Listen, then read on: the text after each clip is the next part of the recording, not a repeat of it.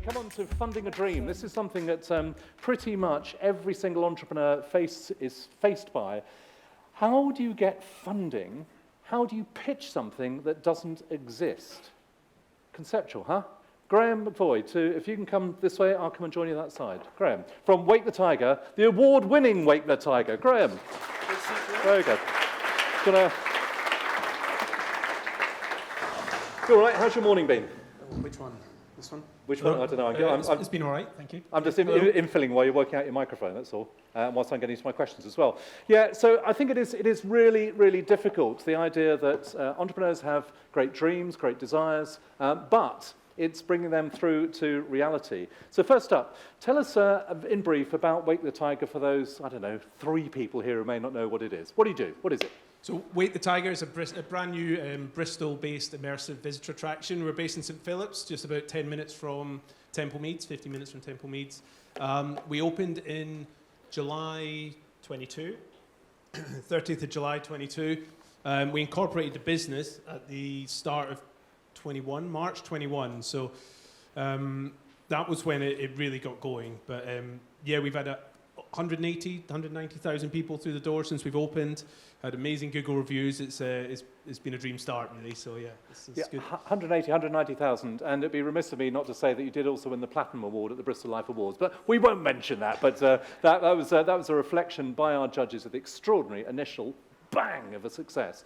So when it came to dreaming up this idea, I think we've got some examples of some of your earlier, your team or yours earlier sketches. Just talk us through these. You were trying to sort of visualize what was in your minds. How did that work? Well, so our background is running events, and I'd run music festivals for 20 years or so, and in about 2017 I joined Boomtown and started working as their site and operations director, and had a really good synergy with those guys. Sort of found my tribe, really. And Luke Mitchell, who's the creative director at Boomtown, one of the founders there, and myself, always talked for years. We've talked about having a permanent place. We love the Imagineers and Disney. I watched that multiple times. He's gone to all the Disneylands.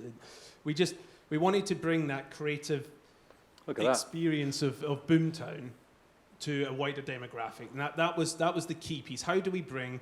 Because I don't know if some of you have seen pictures of Boomtown. It's incredible. It's a massive world that gets built for 5 days every year, and we wanted to bring that to people that don't like drum and bass or don't like camping, or so that it doesn't matter if you're 2 or you're 80, you'll enjoy this creative. So that was the seed, but we'd never had time to look at it because of life and work, and just we doodle and chat. Did the act of visualizing help you actually, create what you were trying to achieve? Well, I think the visualizing came, but before you had to have an idea of what you were going to do first. And I think there was a process of understanding what we were selling, and we spoke with Innovate as well. They've supported us all the way through. And we tried lots of different things. We knew Boomtown had this warehouse that we Wake the Tigers in, and we now rent it off them. And we wanted to do something in there. We wanted to do something creative, and there was all sorts of ideas going around. And eventually, it came out like,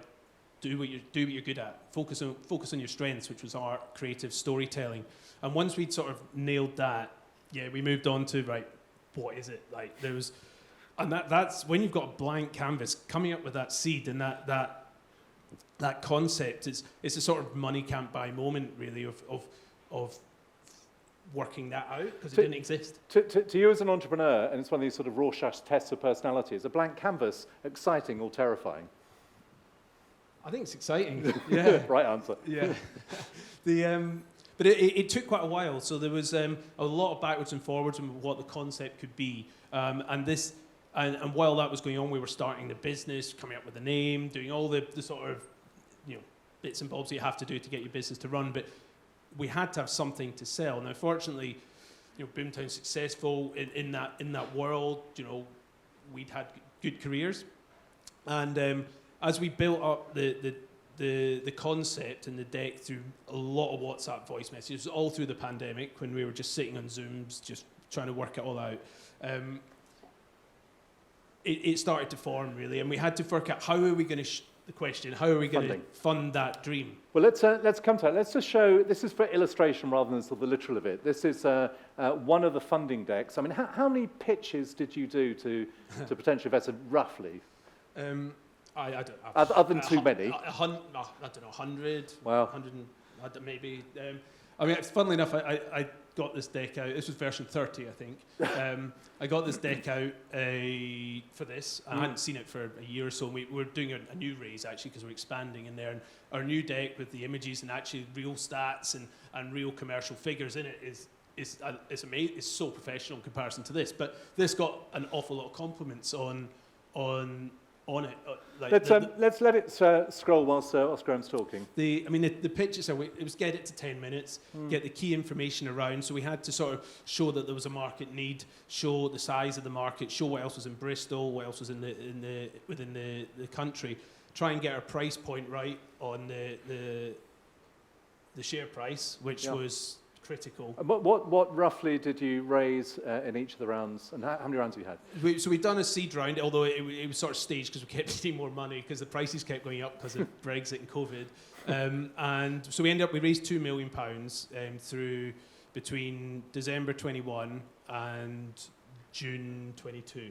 So right through the Ukraine war starting and everybody. So we quite a few folk quite up for investing, and then because of the fluctuations and all the core prices they pulled out. What sort of investors? Angel investors, organisations? It was all angel. It was too early for any VCs. Okay. They weren't interested. We spoke to quite a few, but they just weren't interested. So there was some connections, some people we never met before, and yeah, just lots and lots of pitching. I mean, I could do it in my sleep.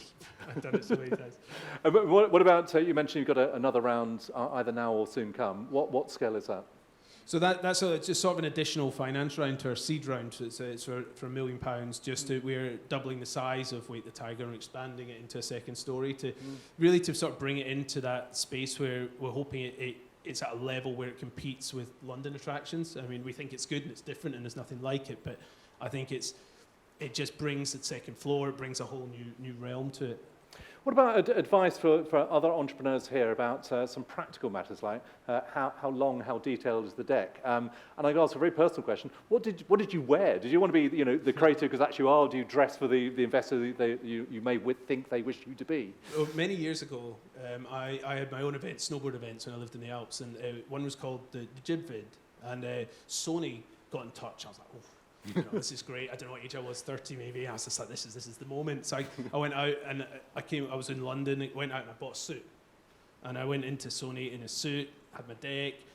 They were all in Vans, T-shirts and jeans. And I was like, so never again am I dress up for no one anymore because I felt like such an idiot. Yeah, creatives be creative. Yeah, just don't be pretend yourself. to be suits I think or whatever. be yourself. And I think the thing that I did was I was always transparent and honest with everyone. I tried not to. My numbers, they were all projected numbers, so they were made up. And I had to justify. Made up? Hang on. You've got disclosure things at the end of that presentation. They're made up. They're projected. So any projected number's made up, isn't it? It's best guess. And so you had to be able to justify that. Yeah. And you had to, and we made because like you said, it was an idea, and so we had to make it competitive. We had to make it interesting and value for money. So not only did I was very conservative with the figures to make sure that we would hit our targets, but also when we got a share price, and then we put a reduction in that share price, a percentage reduction in it as well. So we tried to put quite a few hooks in there to sort of show the value that we were bringing as a business. But it was a big risk. I mean, there was nothing. Although, what I will say is that when we started building on the 4th of January, so we managed to build it in 7 months. We only had maybe 10 to 15% of our investment, and we just went for it. Yeah. So, be yourself, be creative, be focused, and bloody well go for it. Some questions from anyone here about the process of pitching stuff that doesn't exist. Otherwise, I'll just come back to that point. Yeah. Do you want to say your name, your organisation as well, please? Is there a roving mic? Yeah, coming in just a tick. It's okay. Hi, thank you. And just a quick question, Mo, from Opulence. So just a quick question about how did you About that share point, you said that was critical in terms of and actually getting the investment. So how did you decide on that share value? What was the steps that went into that? That's a good question. So we it was a lot of playing with numbers. It was a lot of like trying to get accurate footfalls for us as a visitor attraction. It was based on footfalls. So what was your average ticket price? Like what was your revenue basically? And then looking at the shares that we've got in. But ultimately, it was a continual play in money. And you touched on earlier about getting an advisor. Yeah. So I work with a lawyer firm called Blears, who've been incredibly supportive all the way through. And they gave us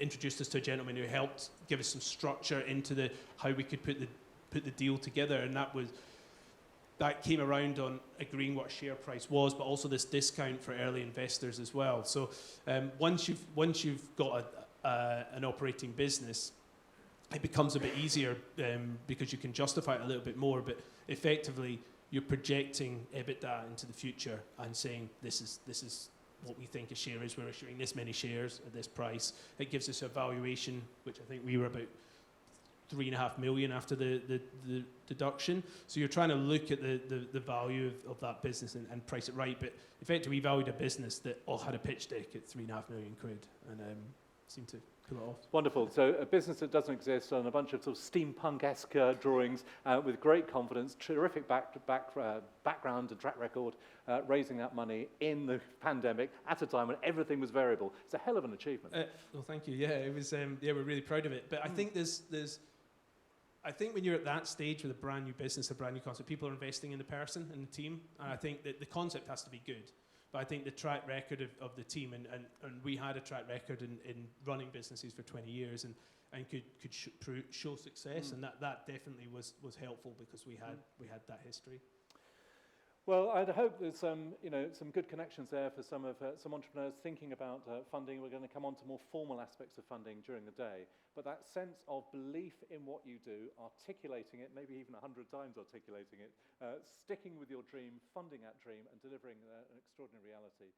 On your behalf, I'd like to thank Graham MacVoy, Wait the Tiger. Thank you very much indeed. Thank you. Thank you. Thank you. Thank you.